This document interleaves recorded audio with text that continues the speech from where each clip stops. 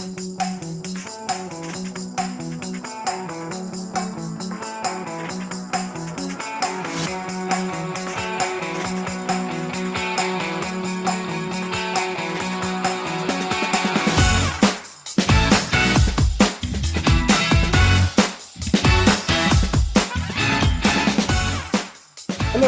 everybody, and welcome to the Alex Cuesta Show. How are we doing on this fine evening, Wednesday, February 9th, 2022? Hump day. Hump day. We made it, everybody. We're on to the back end of this. And as always, we are going to have a great time. And before we get into anything important, I have to give you my little spiel here, because if not, you people might forget. What do you mean, you people? Yeah, I mean, you people. Like, share, follow, subscribe, rate 5 stars if you're on Spotify or iTunes. And as always, spread this word of mouth. Tell everybody you know. Cool podcast, doesn't take too long, reads an article. Sometimes I love it, sometimes I don't, but I always love that host because he's amazing. Alex, he's just a cool guy. So definitely go do that for me. I'd really appreciate it. Now, little do people know, David and I, my brother over there, just got done recording our show for the Alex Cuesta Show, the main one, the shebang, the weekly one. David, say hi to everybody. He's muted. So, hello. So he'll be in the background there. If he wants to say anything, he might give the high sign, but he's promised me he's going to be like a small child in the background that's only meant to be seen and not heard. So that is what's going to go on. So as we have been doing lately, we are going to start off the show with the Biden COVID tracker because, you know, he was going to end this thing. He had a plan and he still has a plan. And it's now trickling to all of the governors in blue states. We're going to have to learn to live with it. That's the plan now. Let's just, we got to learn to live with it. Joe Biden failed at beating the virus. So now we just have to learn to live with it.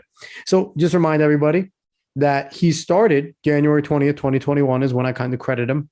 24,496,018 cases and 401,823 deaths.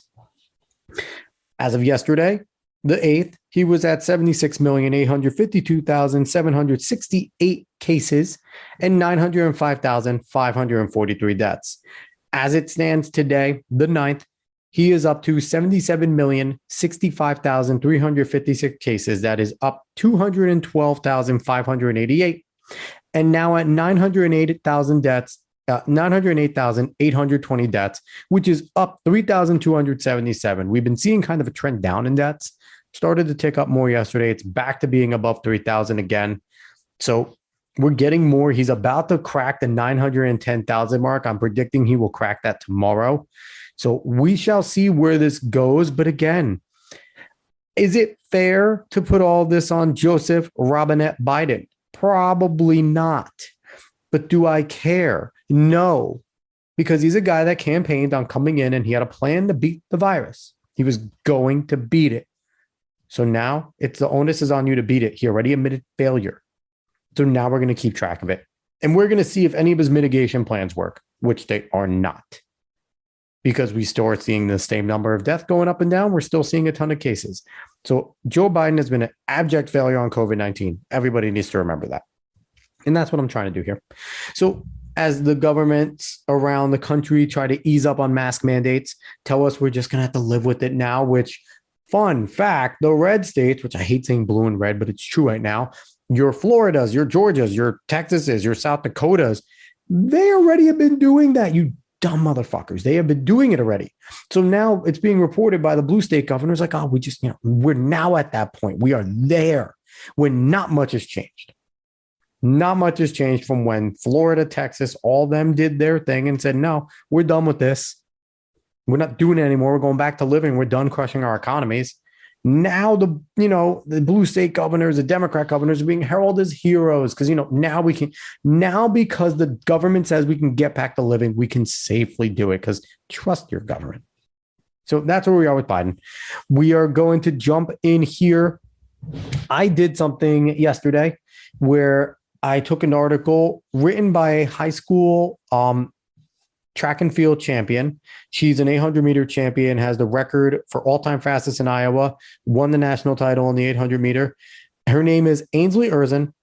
Her article was posted in the Des Moines Register, and she penned a really, really great letter, fantastic letter, um, about keeping women's sports keeping them sacred, and gave a bunch of examples written very articulately. And I read it word for word because it was worth reading and worth getting out there. It was powerful. So everyone go listen to that. If not, search Ainsley Erzin, ERZN, Des Moines Record, search for her letter, read it for yourself. Extremely powerful. Going to keep up with the ID me stuff because it's important. So last time I talked about ID me, I reported that the IRS dropped them. Might not be true. What I saw from CNN Business article, Rachel Metz basically covers that ID me is just saying, you don't have to use the facial recognition. No more selfies are mandatory. You don't have to do it. It's not the first step. The first step now is talk to a representative instead. So wait a second.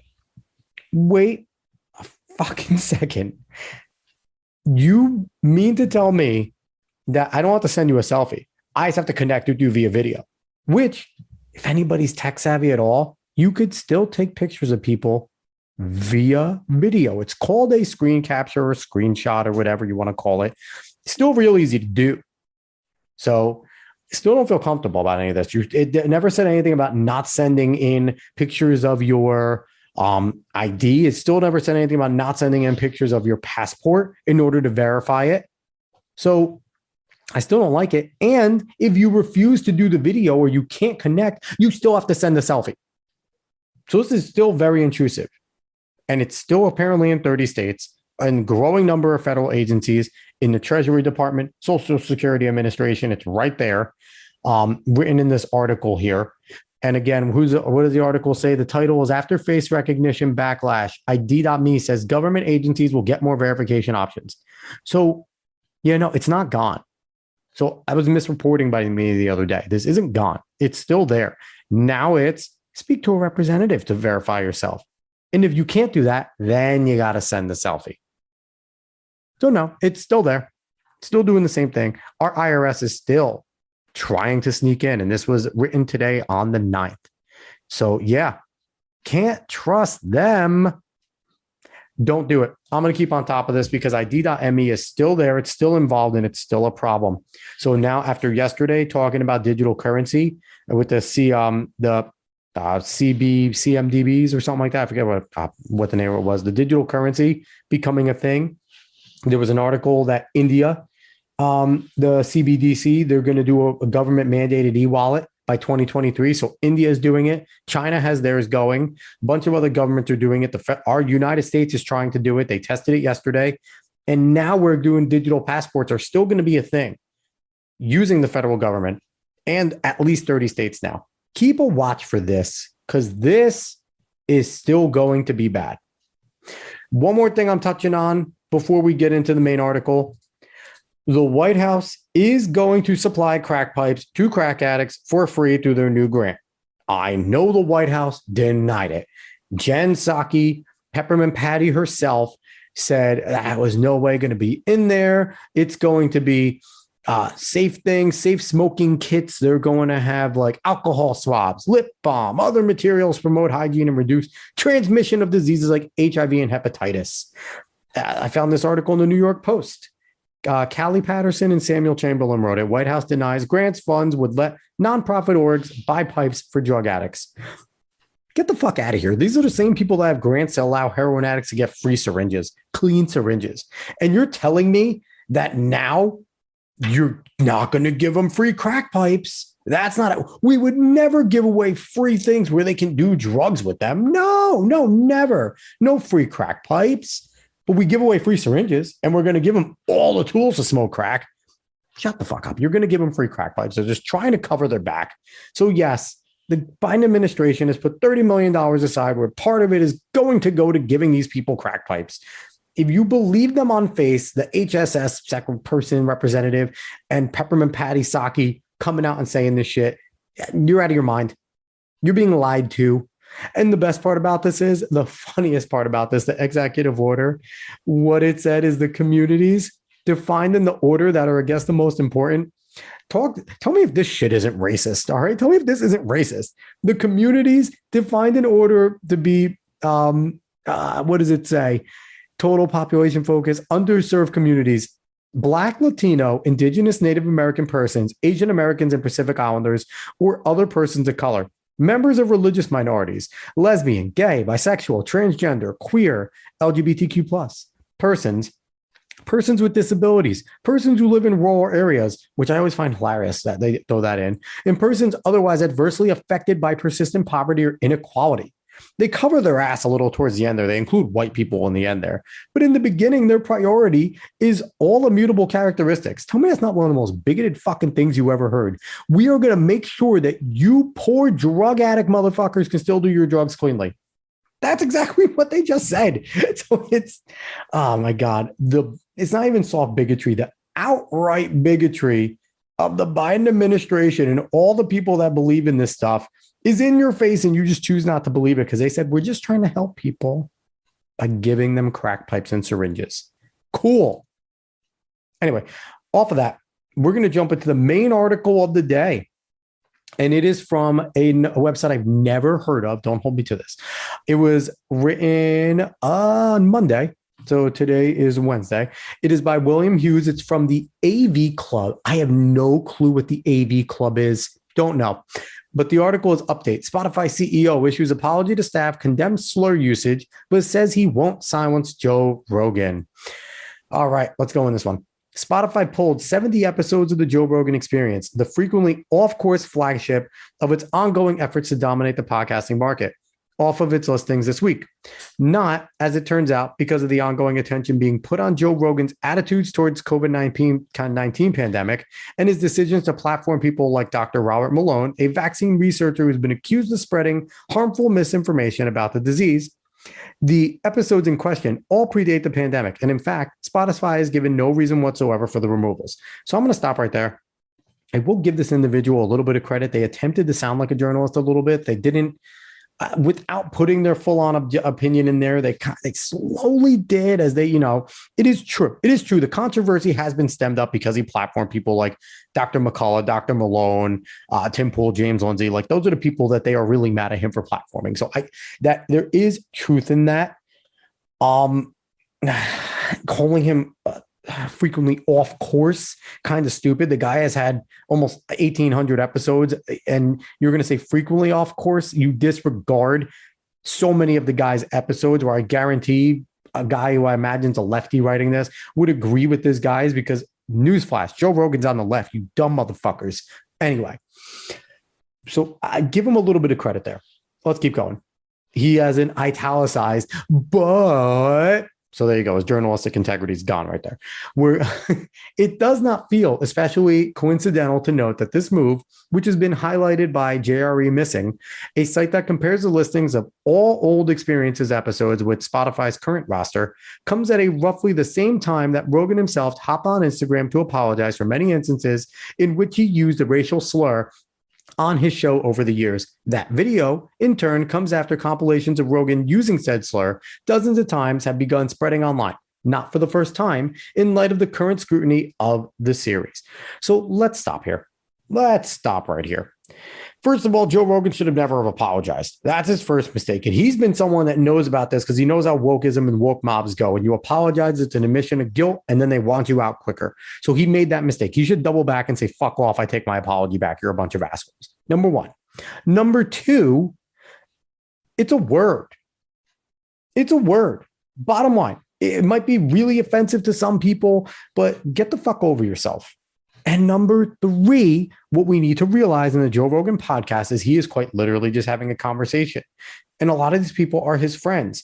And I hate the holier than thou stance that a lot of these media assholes and celebrity types take when they're just like, oh, well, I've never said words like that in my life. And it's just like, no, fuck you, dude. You're a liar. Never, ever trust anybody that turns around and says that they've never said anything off color in a group of people they trust or something extremely offensive in a group of friends that they trust. They are liars.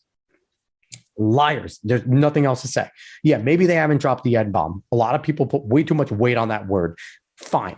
But they have said things offensive, maybe not the N-bomb, but towards black people, towards white people, towards Spanish people, towards Jewish people, towards Asians, towards gays, towards trans, towards women, towards men. Name the gauntlet. Name it.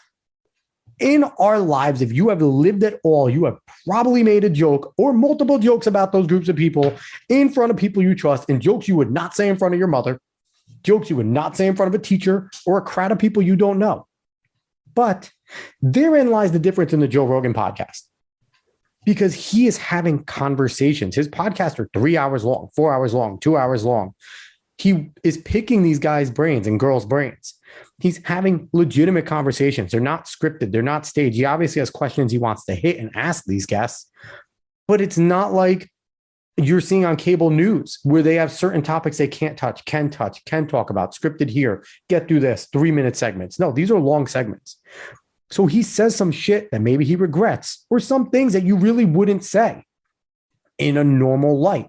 Because I guarantee people as guests, Joe Rogan, he does this every day. This is his work in his life. He does not feel like he's at work. He probably forgets half the time he's on a podcast and he's just shooting the shit. And I will never sit there and take one thing somebody says in private, especially, and, condemn their whole existence off of it. Now, if you're somebody like a Louis Farrakhan, who still has a lot of his speeches on Spotify, who is openly anti-Semitic, openly racist against white people, openly bigoted, yes, you are judged. And then I know people are going to turn around and say, well, Joe Rogan has said the N-word multiple times on his show. Yes, but it was not in a hateful, hurtful way. That has a difference. There is a difference there. And I forget who the guest was. David, you're here. You might be able to remember her name, but you sent to me the Jason Whitlock thing where she said there is a huge difference. I don't know if you want to look it up, Dave. You might. You're over there. You're shaking your head at me. There's a huge difference when you say something like, come on, bitch, and use a bitch. Like, there's a difference when you use words in a certain way. That is a huge, huge, huge difference. So I'm going to go on to the next paragraph while Dave's looking that up. But I need to point that out, that the people telling Joe Rogan that he's wrong and made him apologize, fuck all of you. Go ahead, Dave. What do you got? I believe her name is Shamika Michelle. Shanika Michelle, yes. Go watch the segment between Jason Whitlock and Shanika Michelle where Jason Whitlock asks if people should still be using the N-word. It is a fantastic segment where Shanika Michelle starts off being very media and proper and then breaks down and is like, no, we're not done with this. And her main point is that the difference between ER and A don't exist with the N-bomb. It doesn't exist. The only reason people use the N-bomb with A is because that's how common black folk talk. Like she said, in a black household, you're not going to hear him say, pass the salt and pepper, please. You're going to hear him say, pass the salt and pepper, because that's just how a lot of the vernacular is. Coming from her mouth, not mine. Not as a only Spanish by heritage, technically white guy in many lampa. I would be a white adjacent, I guess, in the world. But that's what they said. So let's continue so I don't go on too long here. Rogan's new video was more or less precisely what you would expect it to be, a mixture of apology and self-defense in which the words sorry and out of context appear in roughly equal measure. Rogan, who notes that whenever you're in a situation where you have to say, I'm not racist, you fucked up, assures viewers that he's not racist and calls the entire topic the most regretful and shameful thing I've ever had to talk about publicly. Now, this is where Rogan went wrong, because this is exactly what the wokeists want you to do. They want you to come out and say, I'm not racist. Because then if you are a Kendiite or you're a D'Angelo idiot, you will say that that admission means you are more racist. That denial is a white man's guilt or some other bullshit that they say. I've read both their books. They're both nonsensical. Robin DiAngelo writes at like a second grade level, though. She's the worst. But it's difficult. But yeah, this is what you don't do with the wokest mobs. Let's keep going. This isn't the first time Spotify has succumbed to episodes from the has scrubbed episodes from the Joe Rogan Experience archives. Past conversations with Rogan's guests from the far/alt-right include Alex Jones, which he's not. Alex Jones is not on the right, Milo Yiannopoulos, Proud Boys founder Gavin McInnes, and more, were edited out of Spotify's listings around the time it signed the multi-year exclusivity deal with Rogan reported to be worth roughly $100 million. And let's say something about Gavin McInnes. He's also the creator of Vice, and he left Proud Boys when the Proud Boys started to get too violent for his liking. So let's do a note on Gavin McInnes. He's censored for no fucking reason. He has some crazy views. I don't agree with them all. But he started Vice, which if you read Vice now is insane. And he also left the Proud Boys when they started to get too militaristic because he said, this isn't what we are. So, side thing. Milo Yiannopoulos is crazy, but all these people, the bottom line is, I guess to this, all these people have the right to free speech. So we need to stop censoring it. Let's keep going. This latest round of pulled episodes is notable, though, both in terms of size and the fact that it doesn't seem to have anything to do with the guest in question. Pulled episodes include appearances from Mark Maron, Pete Holmes, Dan Savage, Isla Schlesinger, and many more. Neither Spotify nor Rogan have given an explicit statement as about the episodes being pulled. Also, I have to include Michael Malice said he had 4 episodes of his pulled, not in the recent ones that he's done, but like earlier. So there's a lot of stuff going on. There's a lot of censorship. Appreciate Spotify not pulling Rogan. Don't appreciate Spotify pulling these episodes, though. Free speech should be free speech, should be free speech. It should be absolute.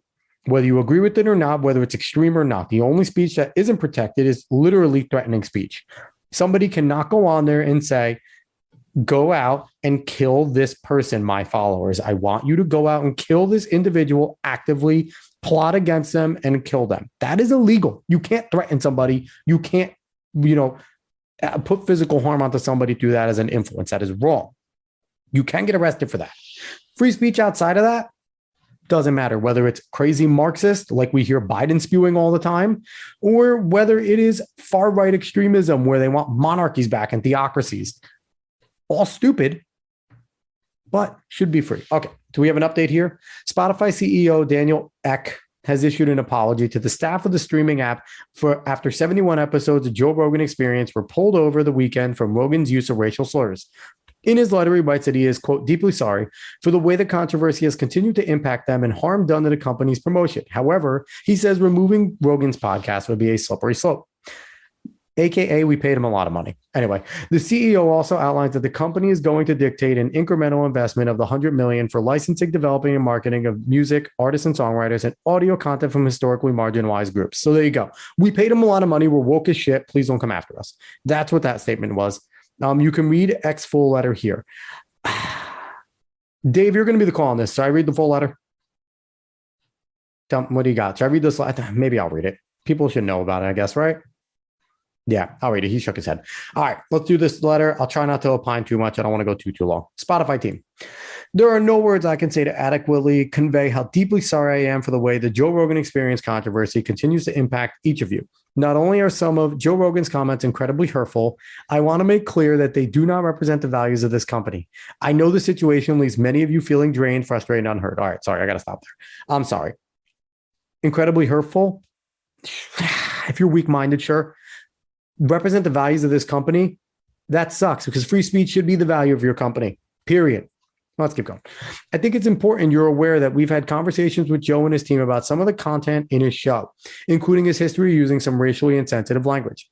Following these discussions and his own reflections, he chose to remove a number of episodes of Spotify a number of episodes from Spotify. He also issued his own apology over the weekend. So in this way, they're framing that Spotify removed it. The CEO flat out said that he chose to remove these episodes. So that's different. It's very different than what's being reported that Spotify removed them. No, he removed them. Let's keep going here. While I strongly condemn what Joe has said, and I agree with the decision to remove past episodes from our platform, I realize some will want more. And I want to make one point very clear. I do not believe that silencing Joe is the answer. We should have clear lines around content and take action when they are crossed. But canceling voices is a slippery slope. Looking at the issue more broadly, it's critical thinking and open debate that powers real and necessary progress. That whole entire paragraph is contradictory. We're going to remove shit that we don't agree with, but we don't think that removing things we don't agree with is proper. Just don't remove anything. If you're offended by something said in an episode, don't listen to it. It's the age-old argument. Change the channel, listen to a different episode.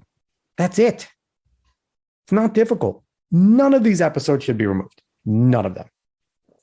Another criticism that I continue to hear from many of you is that it's not just a Joe Rogan Experience on Spotify. It comes down to our direct relationship with him. In last week's town hall, I outlined to you that we are not the publisher of Joe Rogan Experience, but Perception due to our exclusive license implies otherwise. So I've been wrestling with how this perception squares with our values. Okay, your employees are morons. Your employees are idiots. Just because you pay someone a lot of money to be exclusive doesn't mean that you run their show. I know a lot of places go that way, but Joe Rogan really hasn't changed his show. If you listen to him before, you listen to him now, it's still a long form conversational, wanting to pick the brains of people he finds interesting. That's all it's been. Let's keep going. If we believed in having an open platform as a core value of the company, then we must also believe in elevating all types of creators, including those from underrepresented communities and a diversity of backgrounds. We've been doing a great deal of work in this area already, but I think we can do even more. So I am committing to an incremental investment of $100 million for licensing, developing, and marketing of music, artists and songwriters, and audio content from historically marginalized groups. This will dramatically increase our efforts in these areas. While some might want us to pursue a different path, I believe that more speech on more issues can be highly effective in improving the status quo and enhancing the conversation altogether. I agree with that last part. Let's talk about how dumb this investment is, though. I use this thing called Spreaker. I pay about $25, $30 a month, and I could share my stuff to Spotify. This is unnecessary. Unnecessary. What are they going to do with this $100 million? Give free people Spotify's? I guess. Anyone can already do one of these if you have internet access. It's not that difficult to podcast. It's why my dumbass does it, because it's not hard. So this is all, again, wokest bullshit. We're sorry. Diversity, inclusion, equity. Like us. Give us a good ESG score. Keep going here. I deeply regret that you are carrying so much of this burden. I also want to be transparent in setting the expectation in that in order to achieve our goal of becoming a global audio platform, these kinds of disputes will be inevitable. For me, I come back to centering our mission of unlocking the potential of human creativity and enabling more than 1 billion people to enjoy the work of what we think will be more than 50 million creators. That mission makes these clashes worth the effort. So my question here is, are they going to go on and take away anti-Semitic stuff? Are they going to go on and take away anti-white stuff? Black liberation theology stuff, where they talk about eliminating all white people? Black Hebrew Israelites, where they say they're the true Jews, they're the true Israelites, and that, the Jews shouldn't exist? Are they going to go on and take away Nation of Islam stuff, where, again, extremely white hating? No, they're not. And we all know they're not. Let's keep going. I've told you several times over the last week, but I think it's critical we listen carefully to one another and consider how we can and should do better. I spent this time having lots of conversations with people inside and outside of Spotify. Some have been supportive while others have been incredibly hard, but all of them have made me think. One of the things I am thinking about is what additional steps we can take to further balance creator expression with user safety. I've asked our teams to expand the number of outside experts we consult with on these efforts and look forward to sharing more details. That has to make me laugh. User safety. On a platform where you choose and specifically press play to what you want to listen to, Spotify has to babysit what your fragile ears can hear. Understand the stupidity of this. Balance creator expression with user safety. You should be free speech, and people can choose whether or not to press play. There is nothing else to do there. Put an explicit tag. If they want to listen to something explicit, understand it might fucking offend you. Not very hard. Your passion for this company and our mission has made a difference in lives of so many listeners and creators around the world. I hope you won't lose sight of that. It's the ability to focus and improve Spotify, even on some of our toughest days, that has helped us build the platform we have. We have a clear opportunity to learn and grow together from this challenge, and I am ready to meet it head on. I know it is difficult to have these conversations play out so publicly, and I continue to encourage you to reach out to your leaders, your HR partners, or me directly if you need support or resources for yourself or your team. That's the letter, and it's signed Daniel. What a stupid fucking letter. Like, honestly, all you should be for, if you are a platform like a Spotify, we are for free speech. We do not control what our creators say, even if they are exclusive. And we will add explicit tags to anything that's explicit. Anything with the explicit tag, you listen to at your own risk. Done. You don't need to babysit ears. Are you kidding me? We're going to user safety. All you do, you click play. You choose to listen to these things. Oh, my God. And also, The Rock backtracked when some douchebag named Don Winslow, who used the N word like 23 times in his publications, brought to light that Joe Rogan used the N word on his podcast. So then The Rock, Dwayne Johnson's a pussy. Yeah, I know you're a 6'6" pussy, but you're a pussy. Walked back and said, "Oh, I didn't know about that." And he did it on Twitter, instead of talking to Joe Rogan and saying, "Hey, what's up, dude?" After he was like, "You're such a cool guy. Let's kick it later." Yeah, no. People like that, you don't need. The Rock, don't be president if you're going to be that wishy-washy. It's a hard job. It's harder than having to go on Twitter and listen to somebody give you bullshit when he's a freaking racist. Anyway, before I get too angry and continue with this show, I'm going to wrap it up. I hope everybody enjoyed my anger because it was there. It was clear. It was prevalent. If you like what you hear, if you want me to get more angry, send me more nonsense like that. If not, I might not get more angry with more shows. But like, share, follow, subscribe, rate 5 stars if you're on Spotify or iTunes. Because, hey, guys, using $20 a month, $30 a month, I'm on every platform. It didn't take $100 million investment to get this half Spanish guy there. Hey. And as always, spread word of mouth. Let everybody know this show is worth listening to, and hopefully it can continue to grow. I appreciate everybody that listens. I appreciate everyone that always supports me. And I hope everybody has a good night. I will be back tomorrow. Whether you take that as a threat or not, it's up to you. So long, everybody.